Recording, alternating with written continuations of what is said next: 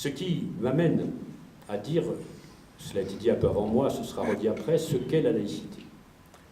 La laïcité, c'est à la fois des règles, des principes et une valeur, des valeurs. C'est d'abord un principe de liberté. Et nous devons faire très attention. Il y a des cas où il faut interdire, et interdire fermement.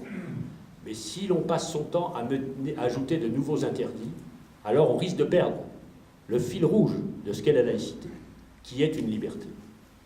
La liberté de croire ou de ne pas croire, la liberté pour ceux qui croient de changer de religion, il y a bien des endroits au monde où ça n'est pas possible, la liberté aussi d'afficher ses convictions, athées, libre-penseurs, agnostiques.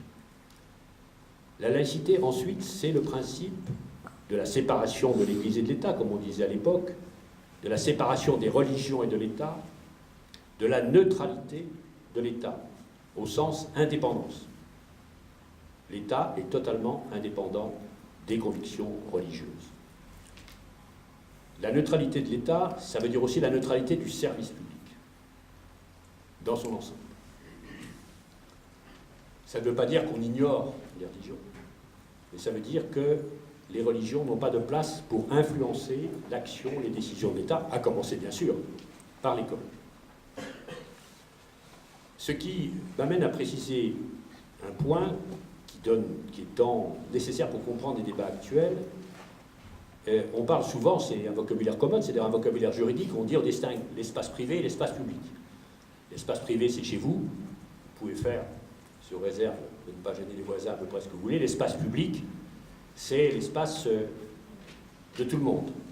Moi, je préfère dire qu'il y a trois espaces.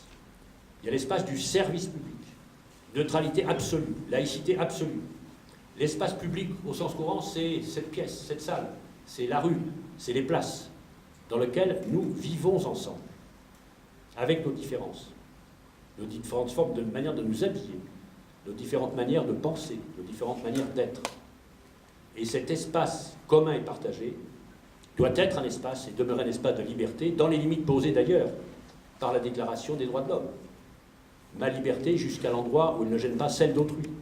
La liberté de chacun jusqu'à l'endroit où elle ne trouble pas l'ordre public. Donc il faut bien distinguer ça, parce que il y a une neutralité du service public, il n'y a pas une neutralisation de l'espace public. Et il faut bien le comprendre. Chacun a sûrement sa définition de la laïcité. Voilà celle que je voulais partager ce soir. La laïcité, ce n'est pas l'athéisme, ce n'est pas l'irréligion, encore point une religion de plus. La laïcité ne porte pas sur un Dieu, mais sur la société et la citoyenneté. Ce n'est pas une conception du monde, c'est une organisation de la cité. Ce n'est pas une croyance, c'est un principe, ou plusieurs, que l'on peut résumer en trois mots. Neutralité de l'État et de l'école. Indépendance de l'État vis-à-vis des églises et réciproquement. Liberté de conscience et de culte. La laïcité nous permet de vivre ensemble malgré nos différences d'opinion et de croyances. C'est pourquoi elle est bonne, juste et nécessaire. Dans la patrie des droits de l'homme, nous devons toujours avoir en tête que la richesse de la France, c'est sa diversité. Diversité des régions, diversité des territoires, diversité de ses hommes et de ses femmes, diversité de croyances, diversité du peuple français.